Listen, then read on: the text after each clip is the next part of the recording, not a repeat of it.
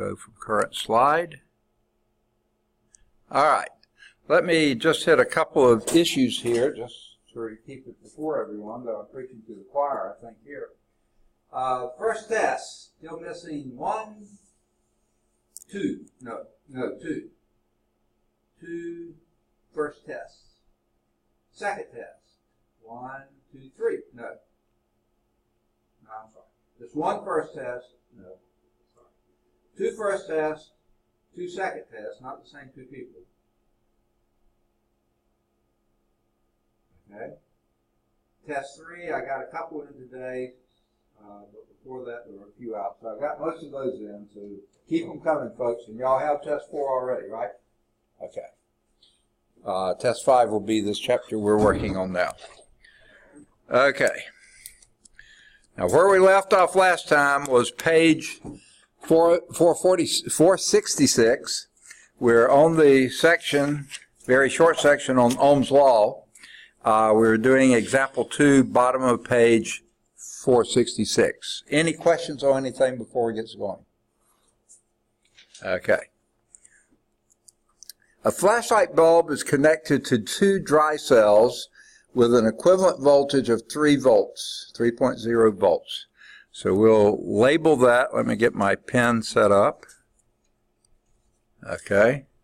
Here is a representation for a direct current voltage source, a battery, and this will be, they call it E, you could also call it V, either one, 3.0 volts. Okay? You got a resistor in here, and you've got the current. Now, it draws 1.5 milliamp, or 15 milliamps. Okay? Now, the way they draw it here, they're drawing the electron current. Most of the time, people draw it this way. It really doesn't matter which way you draw it. The calculations are the same. Your current here is 15 milliamps. Now, question, what does milliamp mean? What does the prefix milli mean? A thousandths, okay? So you could write this as 15 times 10 to the minus 3 amps. That's one way to write it. But if you want it in scientific notation, which isn't necessary, but if that's what you like better, you could actually move the decimal one place here. That made the number smaller, so you want the exponent to be greater. That would make it 10 to the minus 2. If you wanted to write it that way. It's completely up to you. Okay? The question is, what is the resistance? What is the resistance R? Can anyone give me a formula or equation that relates current to voltage to resistance?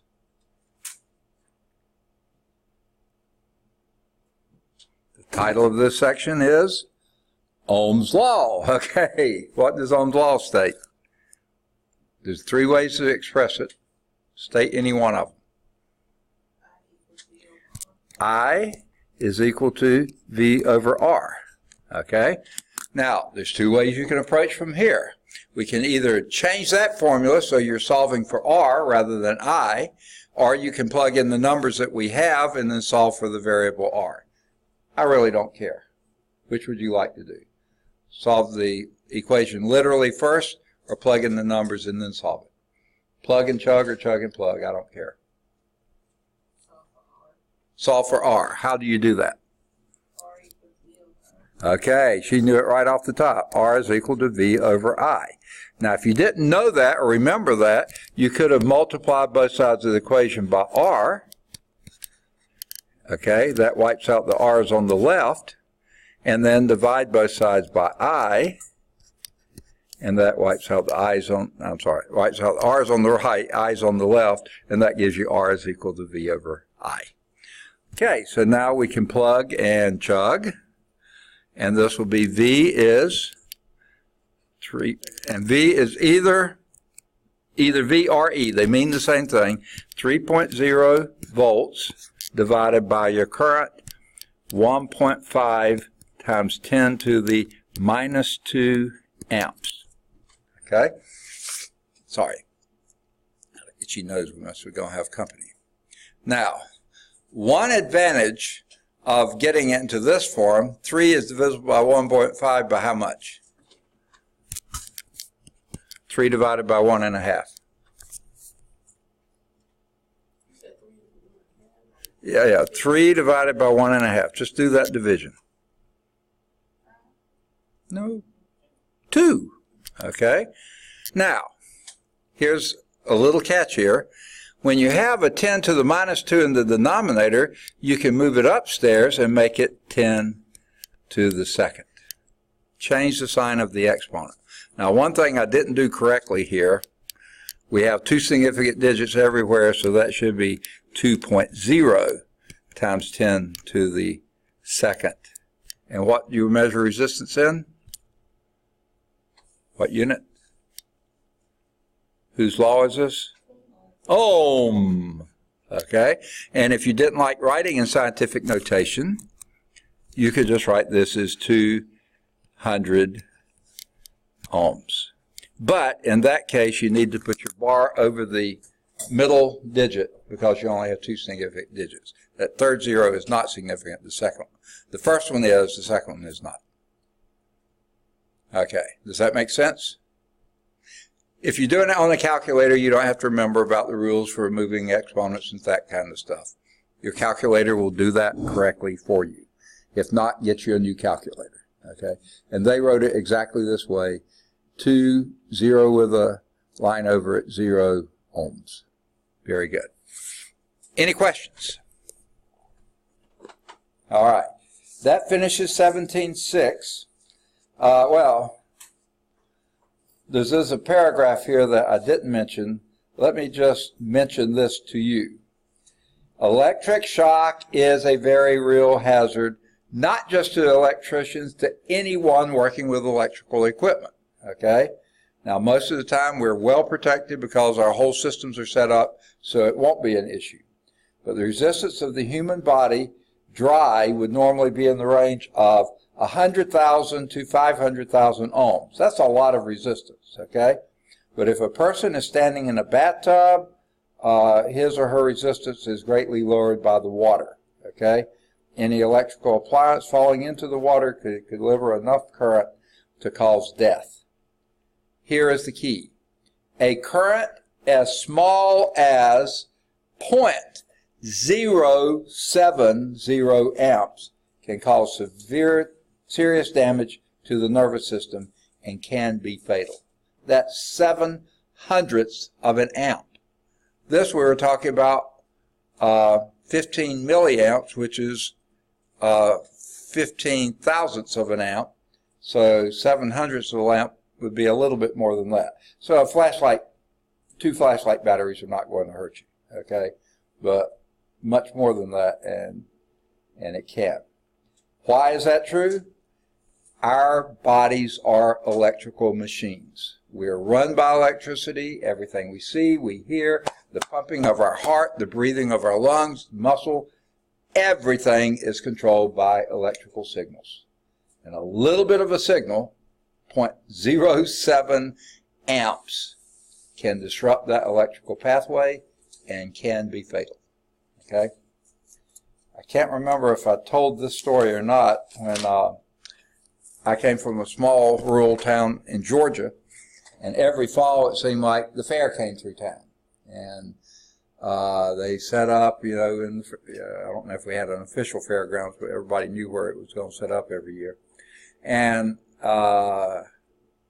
guy who was in my older brother's class and several guys in his class and one in the class below his were walking along. They were still sort of setting up the fair. They were just checking out to see things, or just being nosy, and they didn't have enough to do. And they went, and this one guy walked under an area and just reached up to hold on to something to keep his balance, and didn't know that they had not finished the wiring. That happened to be hot. And of course, when he hit it, his muscles contracted. So his hand was gripping that. And his friends didn't know what to do. This one guy picked up thought they said a baseball bat, but I can't imagine what a baseball bat was doing there. I think it was a piece of wood of some nature, and whammed his hand off of there, because otherwise, if he'd have grabbed him, he'd have been part of the circuit too, and knocked his arm off of the thing, which probably could have saved his life. It broke his arm, but it saved his life, okay? And so it can happen, and that does happen, that muscles contract when they get hit by the electricity, and too much current could have disrupted just about anything. Now, on the same vein, the first dog we had, and we were living in a different house then, she was a very smart dog. And I had made the mistake of fixing it so she could get under the fence to go see the neighbor dog. So she loved that neighbor dog. And Anna, I can't think of the woman's name, love for her dog to have company. So we had it so they could go back. At least Casey could go back and forth to see her. Allie had no interest in coming into our yard, but Casey could go see her or come back. Well, that taught her how to get under a fence, okay? And then later, when we'd be at work and stuff, and she decided she wanted to get out, because she loved getting trash. And of course, she was a retriever, so she brought it all to our yard. And not just trash, anything. We found kids' toys and shoes and gloves and just about anything. We'd come home and there would be just, our yard would just be filled with trash, our porch covered with trash. She'd be on the porch, just happy as she could be because she had all her treasures.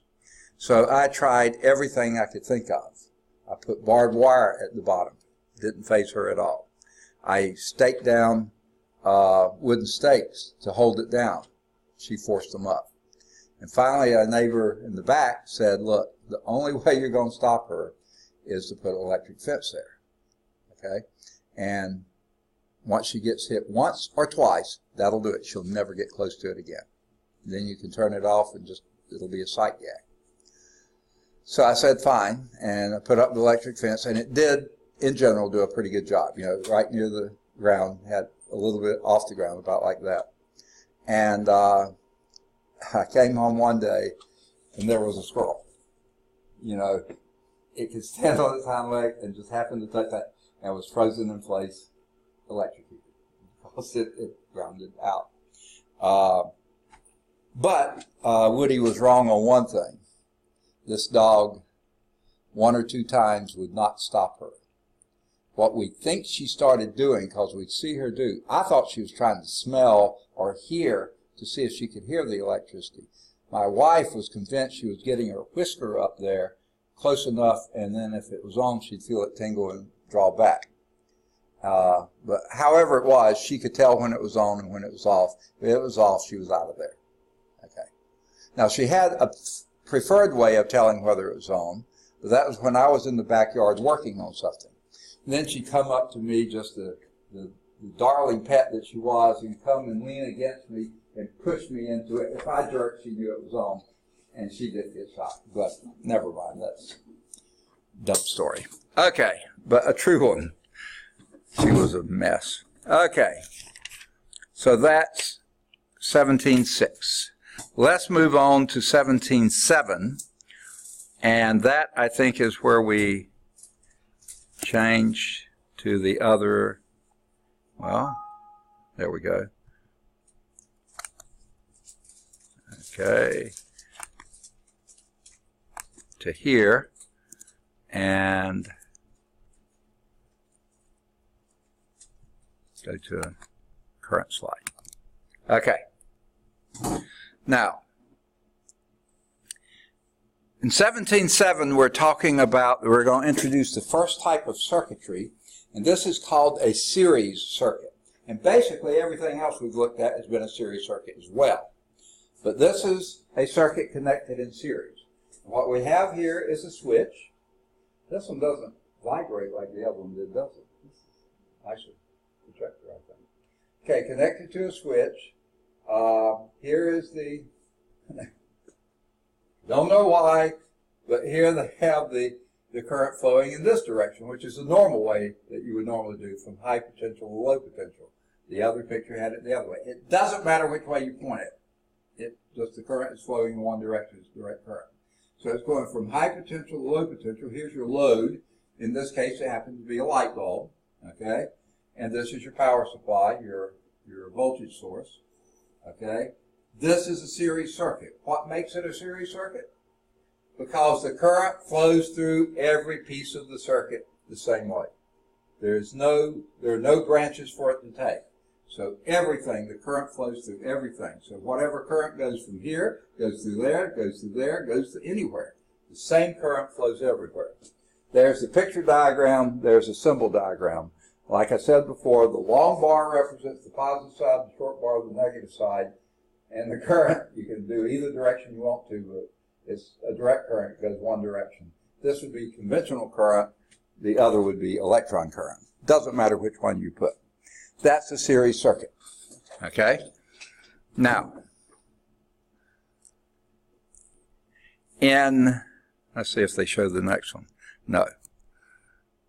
All right. In a simpler diagram, and let me see if I can find there they are. This is doing weird things today. Okay. You could represent, in the type of diagram I did before, the switch is still represented like it is on that one. Here is the resistance, and here is the voltage. Okay, that represents the same thing. The only difference here, they do the resistance as a squiggly line rather than a load. Okay, everything else looks the same. All right, now, let's go back to the other slide. Sorry, it takes a, yuck, it's jumping all over the place. Okay, for current slide. And then I have to get my pen back. Now it's up here, okay. Okay, it got the right color. Here's another representation of a series circuit. Now this doesn't really matter, but I'm going to draw it the same way it is in the book. There's your E or your V, whichever you want to call it. And then you have one resistor, a second resistor, a third resistor. Okay? And they also show the current here. Okay? Now, don't get too wound up with this because there's some reason I guess they're doing this. They show the current here as being I. That's the total current leaving the battery or the power supply, the voltage. This is called resistor 1. Now what you have here, they say, is a V1. That's the voltage drop across that resistor. Okay? Here we have, and then they put an I1 here. Okay? That's the current leaving resistor 1 going to resistor 2. Now, don't get bent out of shape yet. Okay? I want to explain something to you. Here's the V2. This is the voltage drop across that resistor. Okay? And then they show another current, I2, leaving resistance 2 going to resistor 3. And then they show a voltage drop here, V3, across that resistor. And then they show a final current here, I3. Okay. I think there's a reason for this, okay? But it's sort of unnecessary. Okay? Because when you think about it, what your circuit elements are doing, your resistors, your lights, your whatever it is, what they are doing are not using up current. They're using the energy given to those charges. So therefore, the current that leaves here is the same current that goes through there, is the same current that's here, is the same current that goes through there, is the same current that goes here, same current that goes through here, same current that goes all the way around here. So basically, you could have just named that I and leave it alone. In a series circuit, the same current goes everywhere. It's the energy you're using. And energy is measured by the voltage. Voltage is energy per unit charge, joules per coulomb.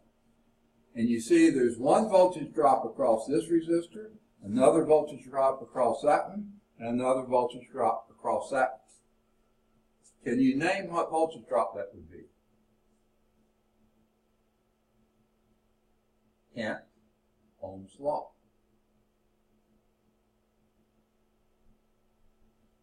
It's the third way of expressing Ohm's law. Someone gave me I is equal to V over R, and you gave me R is equal to V over I. What's the third one?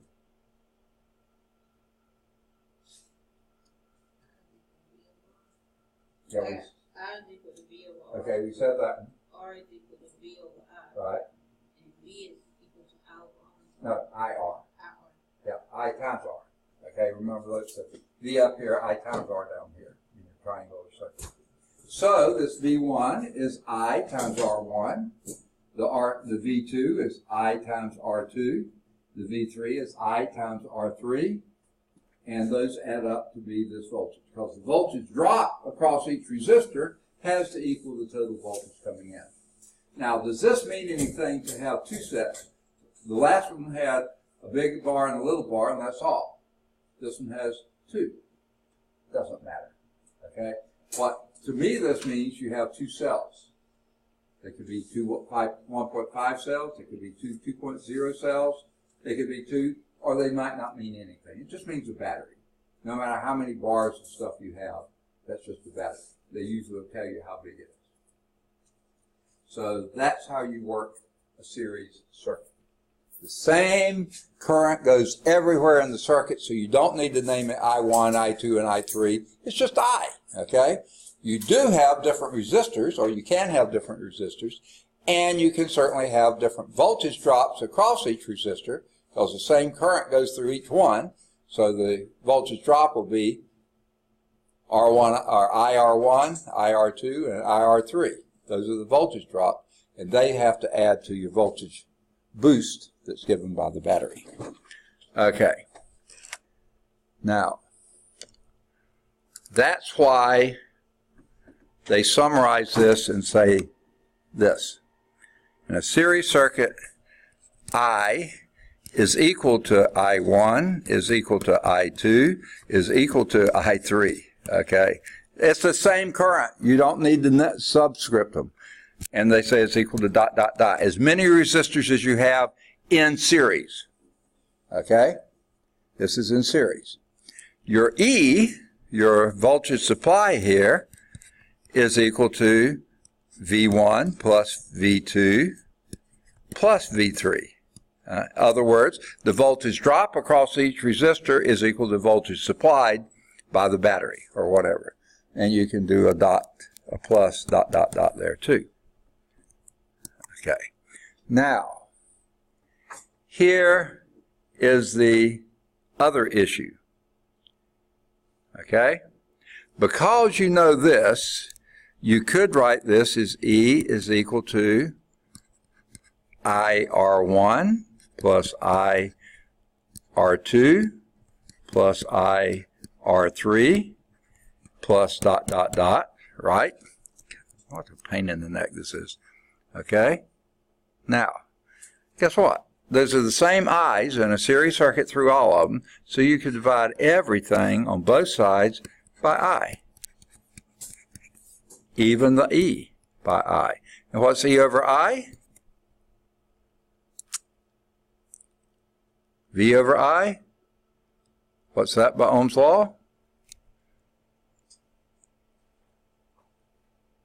Y'all said it earlier.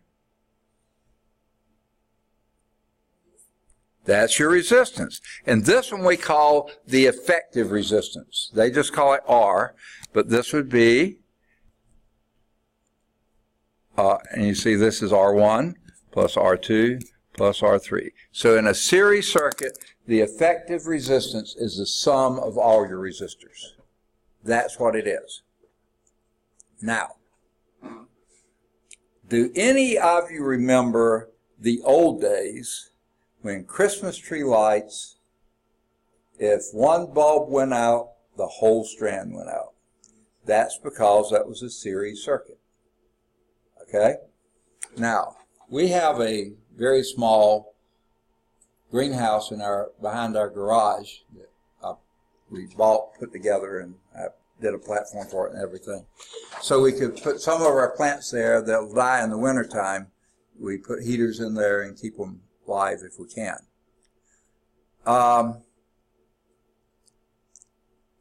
My wife heard that a good way to do that is the old Christmas tree lights that are hot. You know, if you ran them too long, they'd dry your tree out and then could catch it on fire.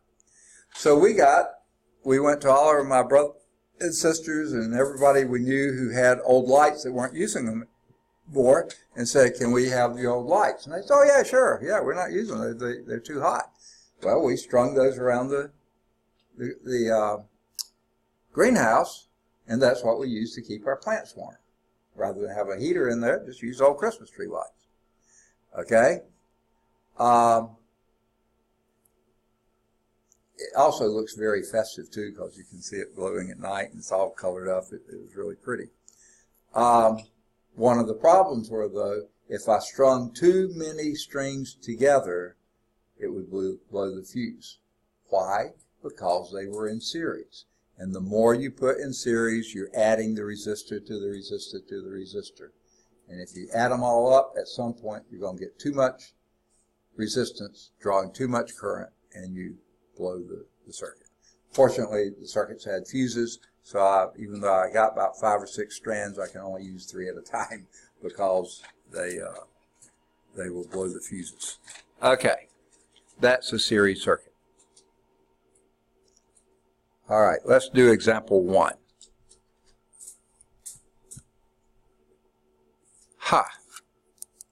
Example 1 is exactly this picture that I've got, so to keep from having to draw it again, I'm going to put only,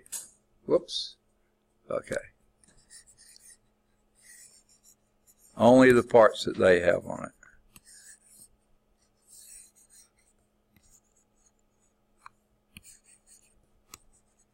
You'll have to recreate anything I did earlier.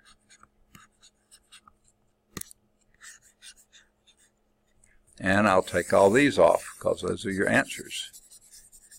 Almost. Okay. Bless you.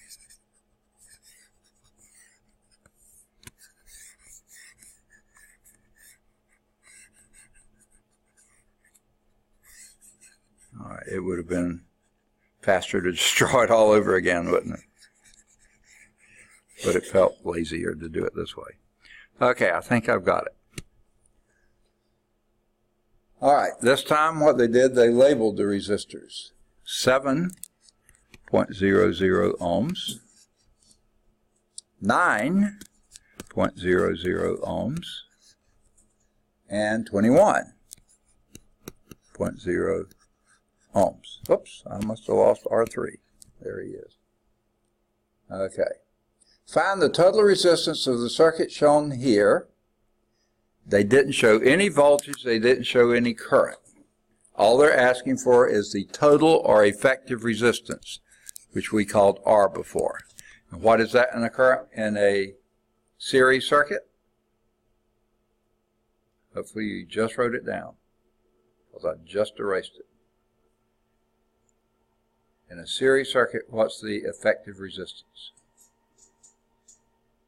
I explained it about the Christmas tree lights. Yeah, you just sum them up. That would be R1 plus R2 plus R3. And that in this case would be 7.00 ohms plus 9.00 ohms plus 21.0 ohms.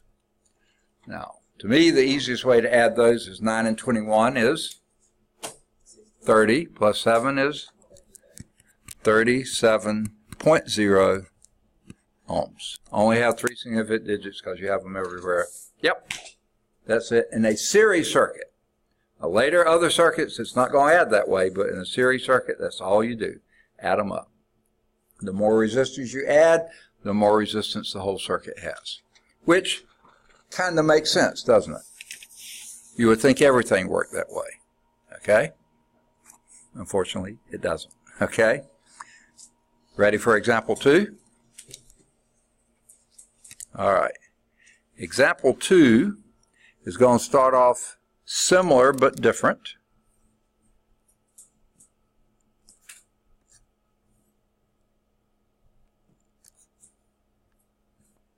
Okay.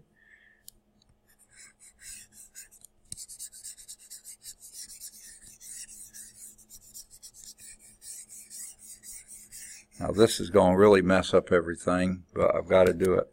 Yuck! I knew it. I didn't know it was going to mess up that much. Okay.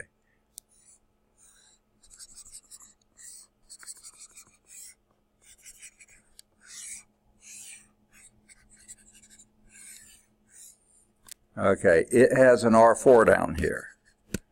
And this R4 is 96.0 ohms. Okay. It also shows here a battery being E is equal to 90.0 volts.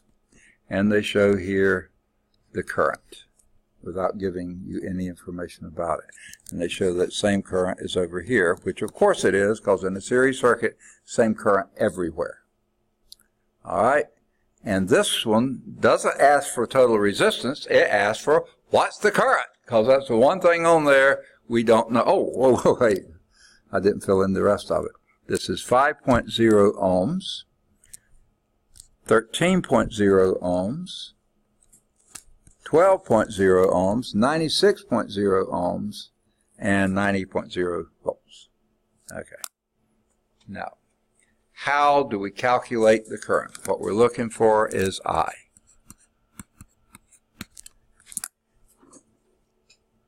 Do we have a formula? Did you say V over R? Is that what you said? That's exactly right. And we know what V is. That's 90.0 volts. But what in the world R do we use there? We have 4 R's up there. What R do we use? Say again? The sum. You sum them up. Your resistor, just like we did before, R is equal to the sum of all those, which will be 5.00 ohms plus 13.0 ohms plus 12.0 ohms plus 96.0 ohms. Okay? Now, no super easy way to multiply. Yeah, there is. 13 and 12 is 25 plus 5 is 30 plus 96 would be 126. 126 ohms.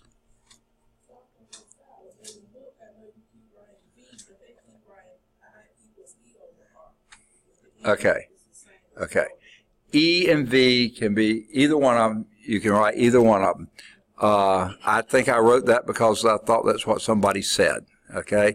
But either one of those are fine. You can write it as E or V. What the book is making a distinguisher about, and it's really not a big deal, they say the supply voltage is E, because they're using the old concept electromotive force, which is not a force, but that's what they call it. Whereas V they're using for voltage drop. One is the supply, the other is the drop. They're all volts, and it doesn't matter what you name them. But yeah, E over R is perfectly fine to use too, but when you need to, use V over R. I mean, they mean the same thing. Okay, so how are you going to get your I then? There's your 90.0 volts is your numerator. E, your denominator, is your 126 ohms, and you'll need to use a calculator on this one, because I can't do that one in I could maybe. 0.714, what unit? Amp. Very good. Okay. Now, If you don't like that smaller number, and I have no problem with that smaller number, you could have called it 714 milliamps. Move the decimal 3 places this way, that's 10 to the minus 3, and that would make 714 milliamps. Nothing wrong with 0.714. In fact, that's what the book uses. Okay? Does that make sense? Okay? And guess what? It doesn't matter where you draw the resistors, as long as they're in series. The same line, the same current runs through them all, as we're going to see in the next one. Okay? So let me erase. Can I erase? Okay, too? All right. Going to change our voltage. We're going to give the current. We'll have an, I think I'll change this. Yuck.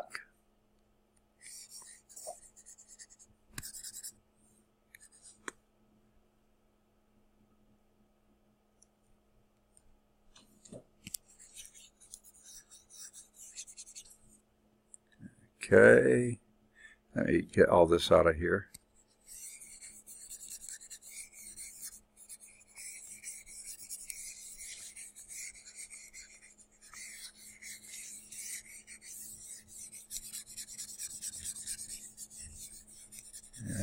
Okay. Let's see.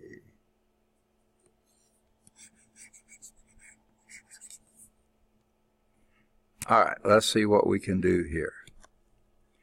Here's your line. We have a resistor here,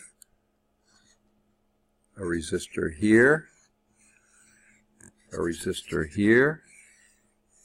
I'm going back to the battery there. And by the way, you have to have a complete circuit. You can't just have it hanging around there anywhere. Complete circuit. Here's your R1, which in this case is 23.0 ohms. This now is R2,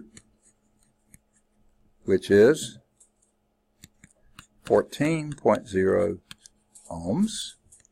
This is R3. Not giving you what ohms it is.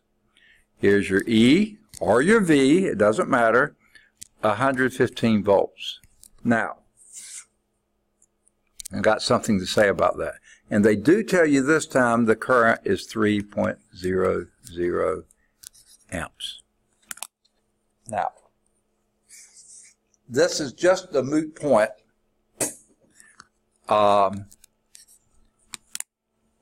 But in reality, it's probably pretty close to true. If you ever see a voltage this high, you can almost guarantee that's not a battery, even though they use a symbol for a battery. 115 volts would be pretty close to what you're getting out of the wall, wherever the wall is right there. Usually you count that as 120 volts, but with line loss and stuff, it could be 115. So, but it doesn't matter. We say we're using direct current, it doesn't matter. The same Ohm's law works in alternating current as well. These would be the average voltages and resistors and things like that. Because with alternating current, the voltage is doing like this, the current's doing like this, the resistance is varying all the time. Well, it's not varying, the resistor is the same. But you use the same formulas. Okay, but when you see that, don't think battery. Think alternating current, because you just don't run batteries at that higher voltage most of the time. Your car battery is about a 12-volt battery. We've had tractors on the farm that were 24 volts. I've heard of some bulldozers and stuff that you get 3 batteries in a row and they're 36 volts. I've really never heard of many things that use larger voltages than that. I'm sure there are some things that do. Okay? So this is what we've got. It says find R3. This is what we're looking for. How in the world can you do that?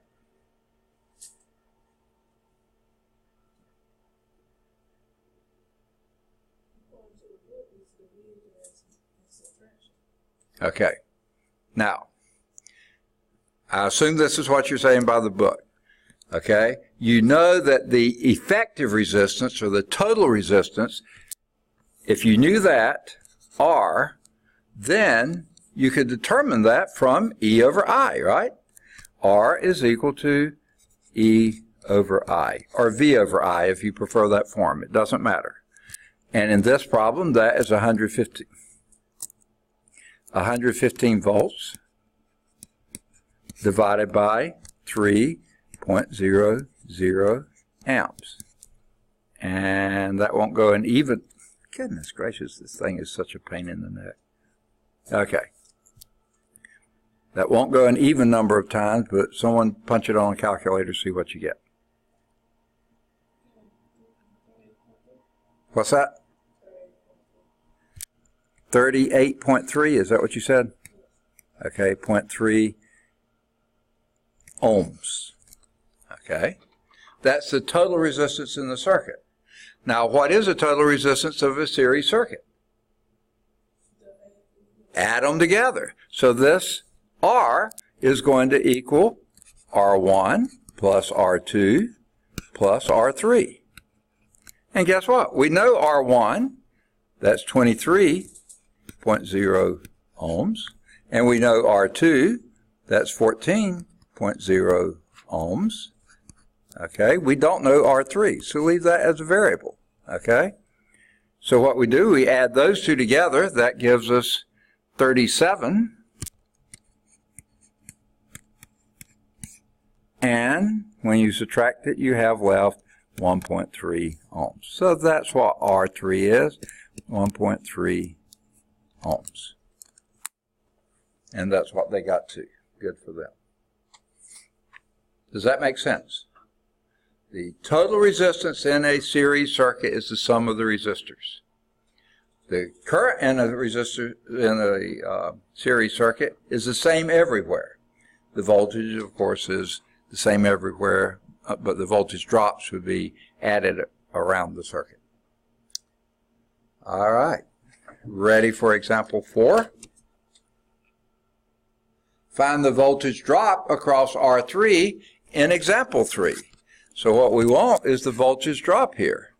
Between here, we'll call it V3. What's the voltage drop there? Anyone have an idea?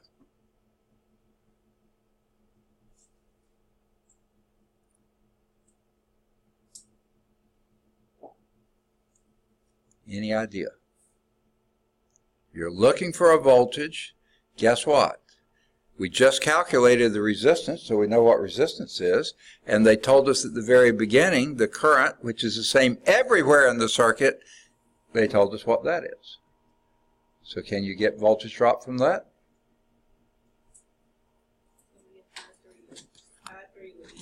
Yes. V3 is equal to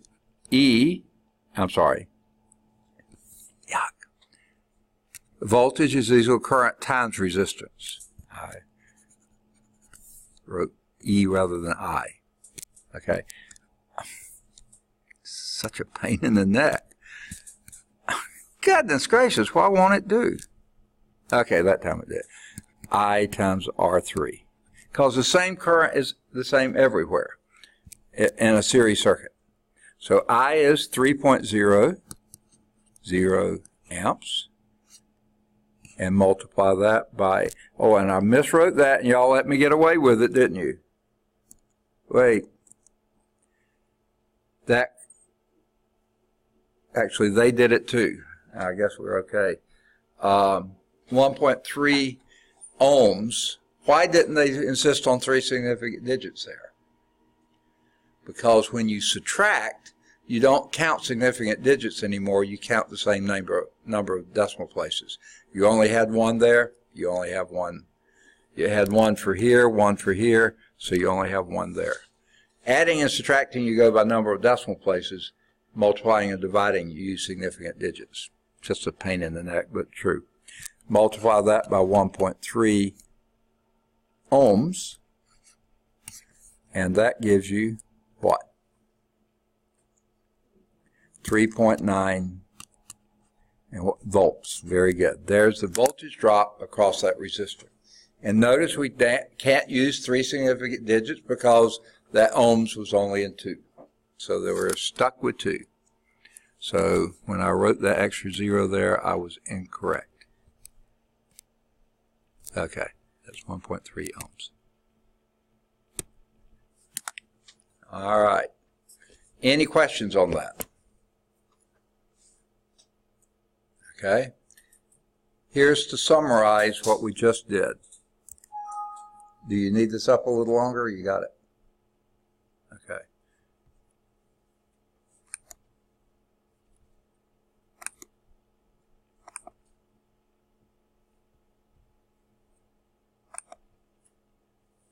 Okay. Here's a summary. These are the characteristics of a series circuit. Okay? The current is the same everywhere. You don't need to do I1, I2, and I3. It's I. Whatever the current is the same everywhere. The equivalent resistance, or effective resistance, some places call it the total resistance, is the sum of all your resistors. And that kind of makes sense, doesn't it? Your voltage, this is the voltage supplied by the battery or the voltage source, and these are the individual voltage drops across those resistors, so E is equal to V1 plus V2 plus V3, and so on. Now notice here, they're counting E as the supplied voltage and V as the voltage drop. You can use E total or V total if you wanted to. You can use anything, but this book uses E as the supplied voltage and your voltage drops as your V's. They're the same voltage. I mean, not the same value, but the same amount. Symbol means the same. Ohm's law means the same. Okay. So that's the last thing in 17.7. So the homework exercises here would be any of the odd problems 1 through 11. No, 1 through 13. Okay? Now, I would do some with the circuitry listed and some that you just figure out on your own. Okay? Any questions on that? Now we're moving to the next type of circuit. These are series circuit. The same current goes through every device. This are 2 ways to express what we call a parallel circuit. Okay? I don't know why they named it, but it seems like it's good to me. Is this, you just line up your resistors as parallel entities, or parallel entities that way. These mean the same thing. It doesn't matter how you draw them. Okay, notice this is your voltage source here, your E, right? Same as before. Now, leaving E, I just noticed one thing this room doesn't have, the other one did. A clock. Okay, so we can go on forever, can't we? Huh? Okay, just kidding, kind of. Okay. All right, let me get my pen set up. Goodness gracious, this pen gets so tangled. Okay, let me find the pen. There it is. There it is. Okay, here we go. All right. So this is your E. Okay. Okay. Now, notice your current leaves the battery, right? There's your I. The flow of charge. You can close the switch and make it flow, okay? Same thing here. You can do the same thing there. Now, here, notice, here you do have a different I1 because some of the current continues, the total current flows here. Some of it goes through resistor 1, some of it continues. Now, I'm not going to label that. That's not I and it's not I1. But then some of that goes down here to I2. Now, we'll label this. The rest of the current is what we call I3.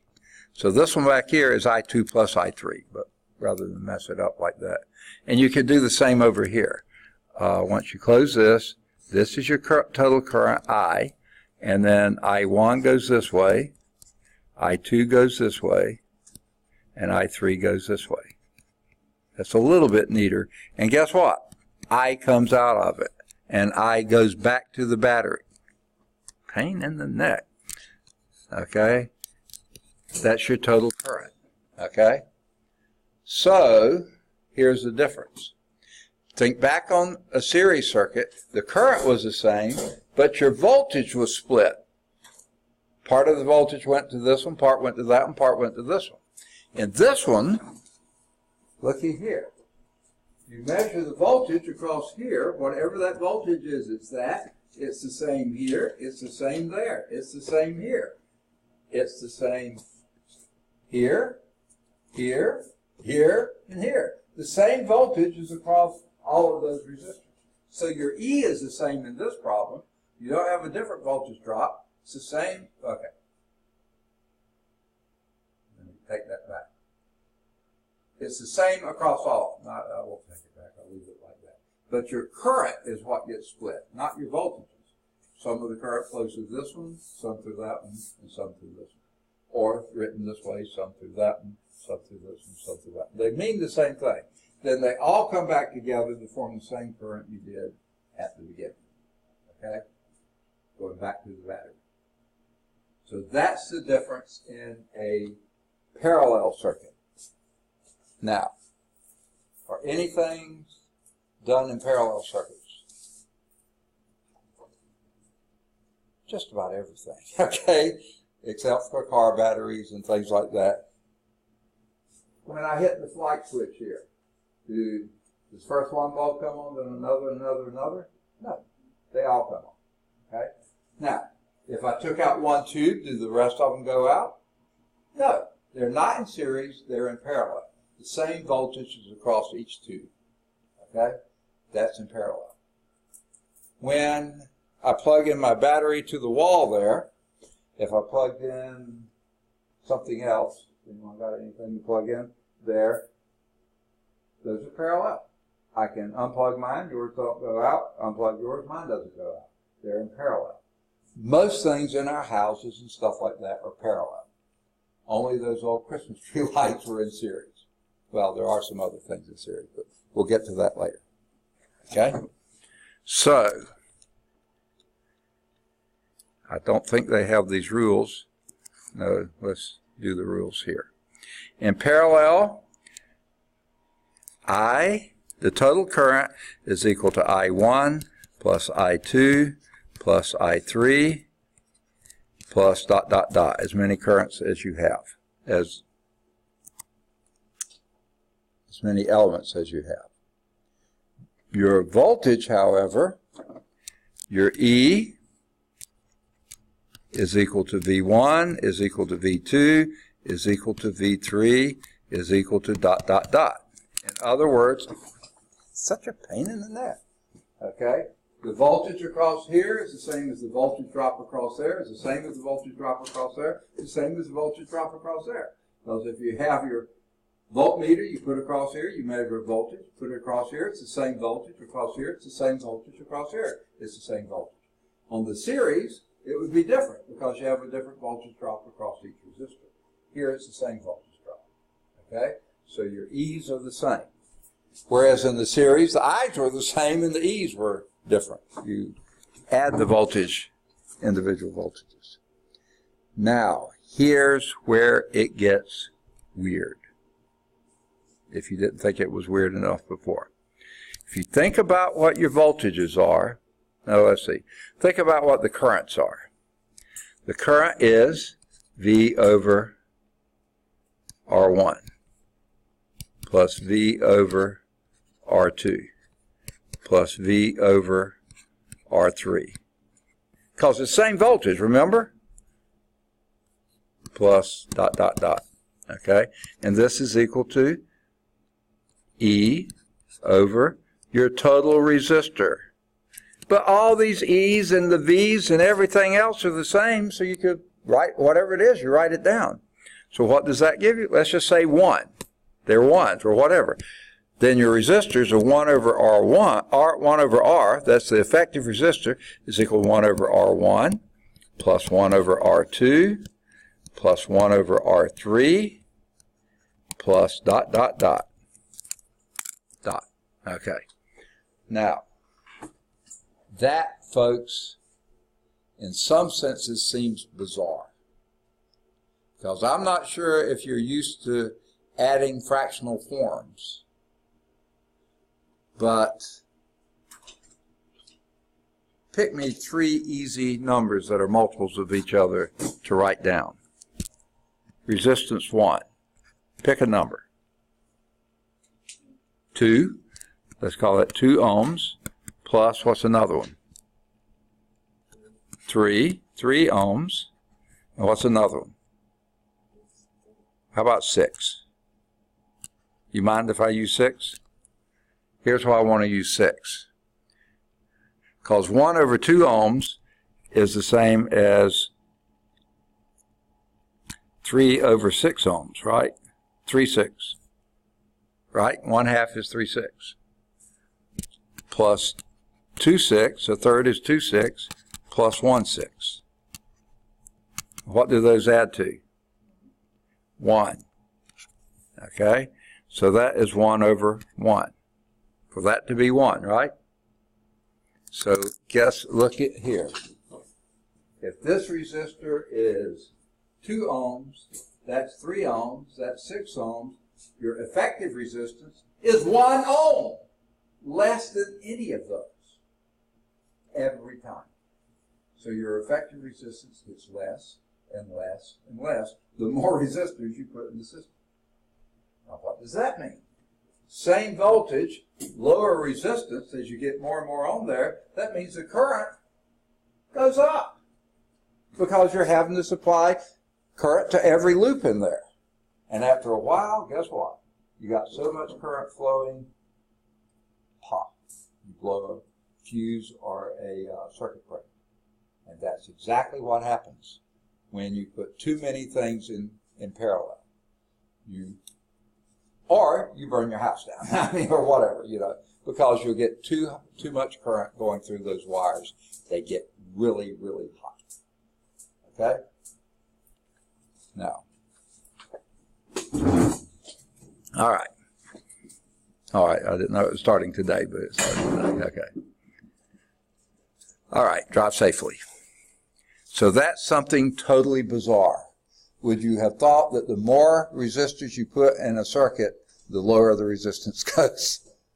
No, series circuits make sense. This one almost doesn't, but it really does.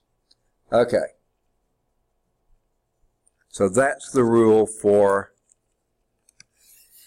resistors. They follow, you sum the reciprocals to get the reciprocal of the effective resistance. Okay? They call it equivalent resistance, whatever you want to call it. Okay? Now, they do that for 2 resistors, and I think I'll go on and do it on here. So 1 over R, this is not in the picture here, it's just 2 resistors, is 1 over R1 plus 1 over R2. Sort of easy to do when there's only 2 of them. Well, what's your least common denominator between R1 and R2? It's the product, isn't it? So that would be R1 times R2, and this would be R1 times R2. Well, what did you do to this to get that? You had to multiply by R2. R2 over R2 is 1, so that gives you the same thing. Here you'd have to multiply numerator and denominator by R1. That gives you the same thing. So now that we have common denominators, we can add them up. This is R1 plus R2 divided by the product of R1 times R2. That's your effective resistance, which is 1 over R. But if you want to know what R is, you have to invert that. So R would be R1 times R2 divided by R1 plus R2. And guess what, folks? In just about any number you choose to do, maybe not all numbers, but in a lot of the numbers, the product is going to be way bigger than the sum, especially if these are very large resistors at all. Okay? Now, the slideshow has been trying to do this forever, so I'm going to show you this. Here is your, remember we had a pump analogy before with Ohm's law or with whatever we were doing before. Same thing sort of works here. Okay? Your pump is like your battery, your power supply, what provides the voltage. And you have one pipe leading out that carries all the flow, all the water, all the current of water, okay? But then, if you have a juncture here, where some of the water comes here, some stays here, and some goes up here, then your water gets split, right? Because you can only pump in this much water, but some goes here, and here, and here, so your I is I1 plus I2 is plus I3, okay? Well, this is the resistance here because it's a smaller pipe, so it has more resistance there. It comes back here, and now all three of the waters add back together to make your I that goes back to the pump. And if this is a closed system, that's exactly what you get. It's exactly how it works in your parallel circuitry, okay? That your power supply is like the pump, the battery, it gives energy to the charges. Now we're dealing with charge, not with water. The current is charge per unit time. Some of it goes down here, some of it here, some of it there, so they get split, go through each resistor, okay? Now, here's the other thing. The value of the pump, it's giving energy to the water, okay? If that's increasing your pressure by 3 units, 7 units, whatever it is, if it's pumping up, giving more pressure to the water over here than you had coming in here, then that same pressure is here and here, because all along here, the big pipes, you don't have any power loss. Here you have your resistance, not out here, so you have the same pressure difference across here, as here, just like you do here. Same voltage across here, here, and here, as you did across your battery. So that's why those are the same. Does that make sense? Okay? Goodness gracious. All right. That's the figure at the top of page 474. Okay? I think we pretty much did that. They have a little activity, they say parallel bulbs. If you want to play around with a D-cell battery at home, you can do this. I'll let you decide whether you want to. Let us do example 1. The previous one? Okay. That one? Oh, I'm sorry. I didn't mean to leave it too soon. In the book, it doesn't do stuff like you do at the top we got which 1 over R is equal to R2. See how you broke it down up there? Yeah. In the book, it's already flipped, so they give you steps as to how you broke it down here. Okay. Now, let me understand what you mean. So like when they did it in the book, they only put this part and they already flipped it. Yeah. I was trying to write it down like you did. Right. That way I know how. See, they skipped a step. Okay. They skipped how you got to flip it. But this is how you go about doing it. And then when you flip it, you get that. They left off that part in the book. Okay. I see what you're saying. But can you use that part the way they just flipped it? Yeah. You can use that, but it's only good for 2 resistors. Okay, right. If you have 3 resistors, it's a little more complicated. Okay. But if you have 2, if you have 2, you can use that one. Yeah, you can use that one. But in reality, whatever you got, just set it up and do. I wouldn't try to memorize the formula. I'll just do according to what we got. And that's what we'll do as soon as we do example 1. Okay. Bottom of page 474.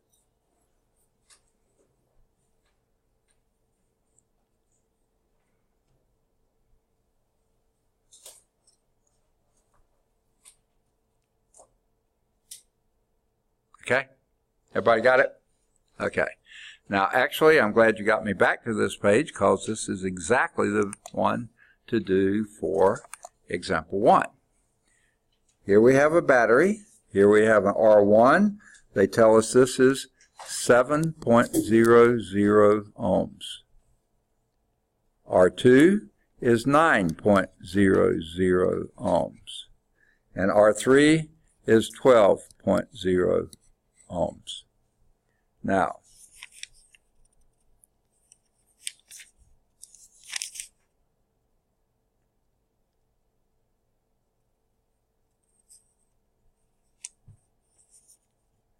okay, I know it's somewhere here.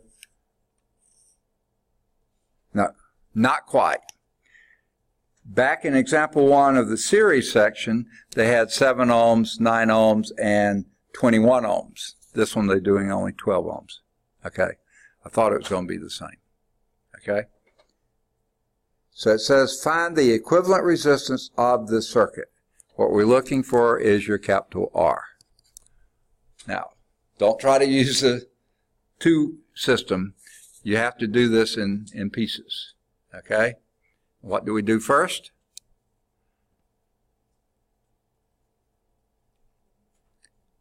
The 1 over R is equal to 1 over R1 plus 1 over R2 plus 1 over R3. Okay? Now we plug in the numbers. I just did that. You didn't have to. You could go straight to it. 1 over 7.00 plus 1 over 9.00 plus 1 over 12.0. These are all ohms, by the way. You don't need the units, but I'll put them down there. And that's your 1 over R, which is equivalent or effective or total resistance. Okay? Total doesn't sound right in this problem. Now, I suggest that you use your calculators to a good advantage here. Now, do all of your calculators have a key that either says 1 over x or x to the minus 1 or something like that?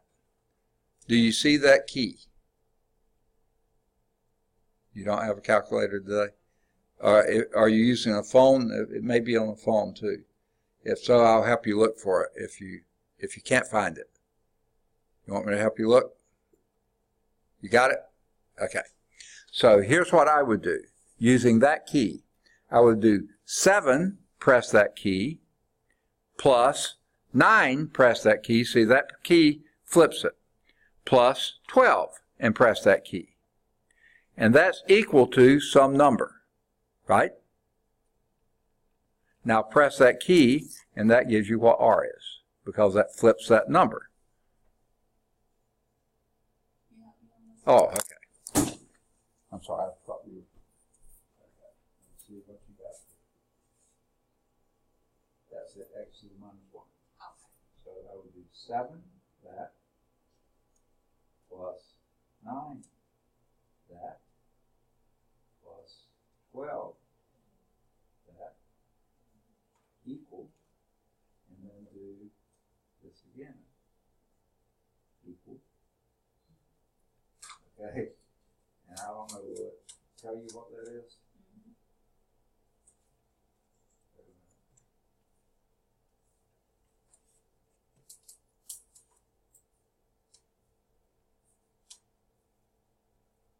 Okay, you stop